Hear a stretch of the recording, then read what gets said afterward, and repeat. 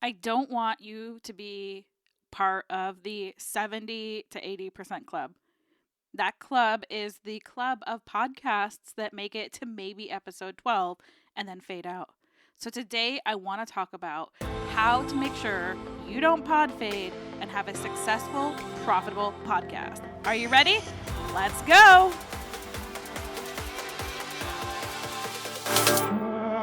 Welcome to the podcast about podcasting, where you guessed it, we're talking all things podcasting, but not just in the sense of strategy of how to launch, grow, and monetize your show.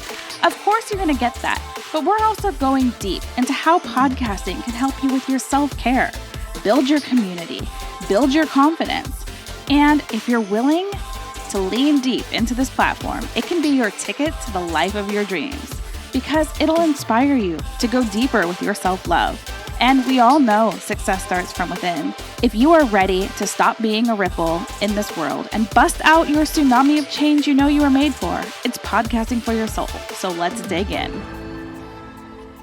I know that's crazy, right? And of those, more than 50% totally give up. But that's actually good news for you, right? Because that means you aren't competing with as many people as you think you're competing with. And you know that podcasting can be an amazing tool to grow your business, but you're not using it right. So here's a couple of the common mistakes that I see that I'm going to raise my hand to admit that I did too. Because if you don't know my story, my first podcast, Feed Your Body with Love, which is now Feed Your Business with Love, one morning I woke up, I was like, I'm going to be a podcaster. That day, I created a graphic, I signed up for Libsyn, I recorded my intro, my outro, my trailer, and I posted it. It was live the same day that I decided I wanted to be a podcaster. I didn't wait. Welcome to the manifesting generator energy. But this was also a reason that I had to pull back, restart, kind of restructure.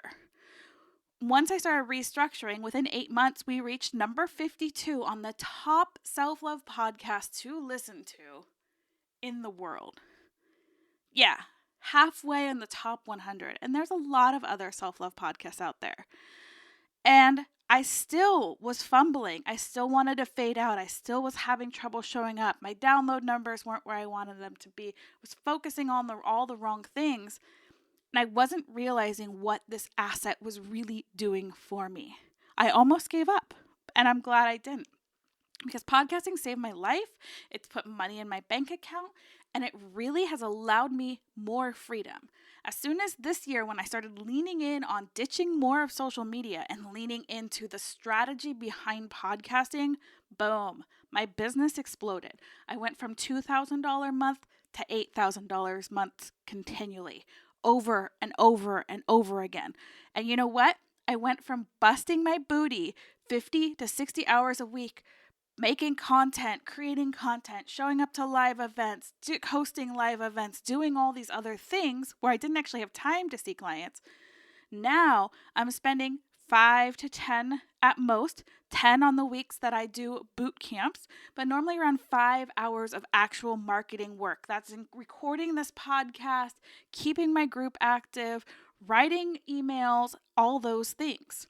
Speaking of which, if you are struggling, tomorrow we are doing a 3-day podcast for profit masterclass. Inside this, whether you have a podcast or you're thinking about starting a podcast, we are going to talk about the foundations we're talking about today on how to set yours up. If you grab the VIP spot, which is also free by signing up below, you get, after I do the teaching, I'm going to open it up to group coaching, and I'll get my hands and my eyes in your business to make your business move forward specifically for you. It's 3 days of foundations, and you will walk away with a 30-day action plan to either launch your podcast with success or relaunch your podcast so that it's set up for profits. So if you want to join us, the link is in the show notes below. But back to the reason why people in podcasts are fading. Why 50% just give up, why others are so sporadic about this, is that they're not seeing the results. But the problem is you're not setting it up. As a spiritual manifesting generator healer, I understand how great it feels to pivot.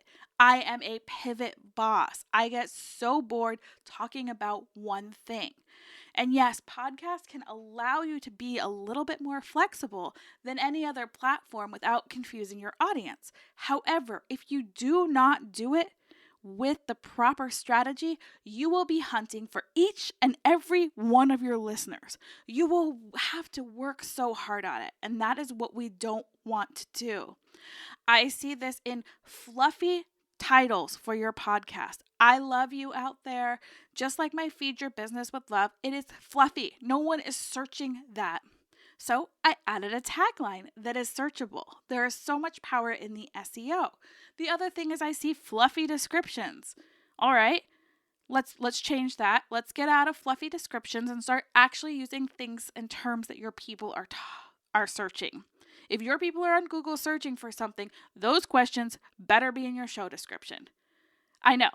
I just had you stop and wait for a minute and be like, what are my people actually searching? If you're in that category, it's time to dig deep into what does your audience actually search for? What is the problem you can actually solve? Why are they going to Google or to the podcast app? What is it they're looking for? Here's the thing. When people are on a podcast app, they are looking to be educated, entertained, or inspired. If you want them to find your show, your title, your name, or your description better show up in their search. Meaning you gotta know what it is that they are searching for. This is gold. This is like back end paid. We go deep in this in my Podcasting for Your Soul program. And when I work with people one-on-one with my clients and in my production company, that is the key.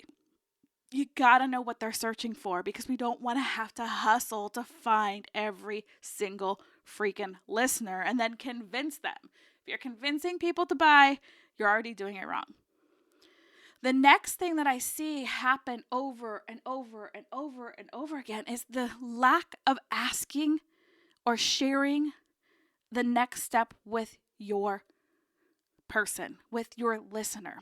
I am 100% guilty of this. Half the time, you don't even hear, come hang out. I have a free Facebook community where I do a masterclass every Thursday, where every Tuesday you can go live and share your gifts with the tribe. I never invite. They're already listening. Again, people who listen to podcasts are here to learn. When they're on social media, they're normally there to numb out. But you're like, wait, but you just invited me into a Facebook group. I know. But there's a different energy if the person sets up their Facebook correctly. There's a different energy in there. It's teachable.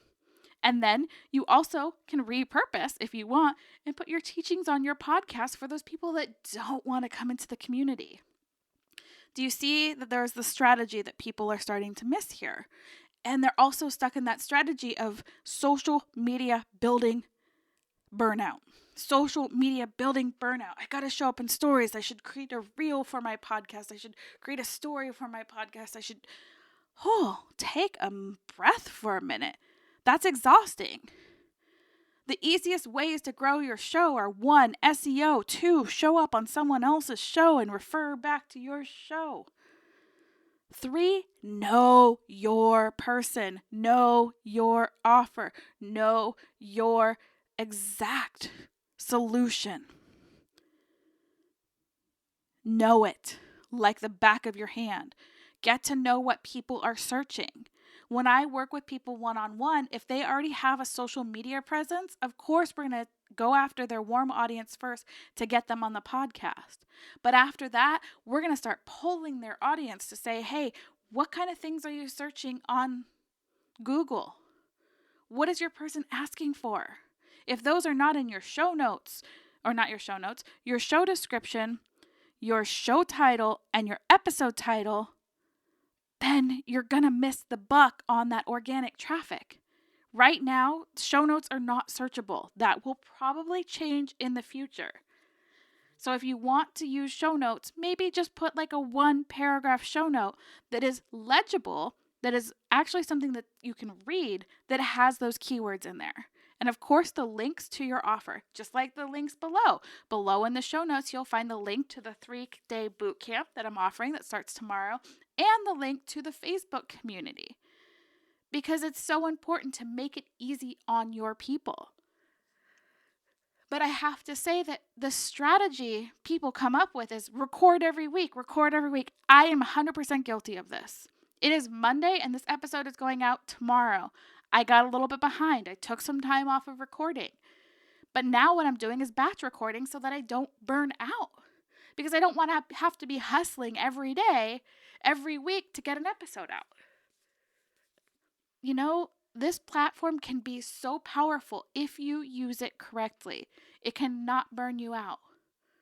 There's ways to repurpose this in so many different places that are actually searchable. Because the hunt on social, man, it's exhausting. And there is a lot of noise. And you get put into that noise. No matter how good you are, everyone's like, oh, this person's going to pitch to me again. And this person's going to pitch to me again and pitch to me again. Where you can actually teach on here.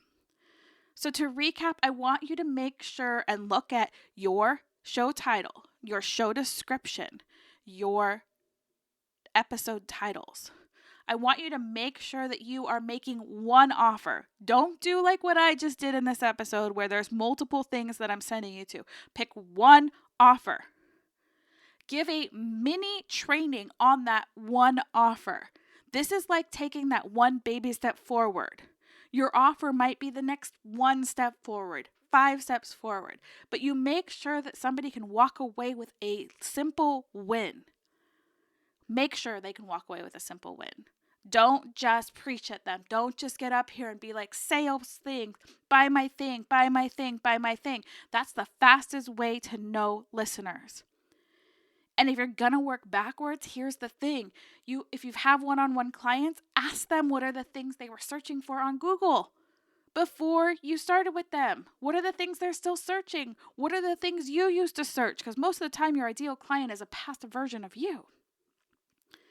Know those things. Use those key words, those key questions as your episodes. Plan ahead. Batch record. Make sure you are optimized so that you can profit from your podcast. Because then regardless of how small your listeners are, if all those listeners are buying from you, you're feeling like you win. You are not going to fade out. You are going to be successful. You deserve to be successful. So start focusing on the right things, the right numbers. And I got you. I hope to see you in the boot camp, and I'll see you next week. Have a great day.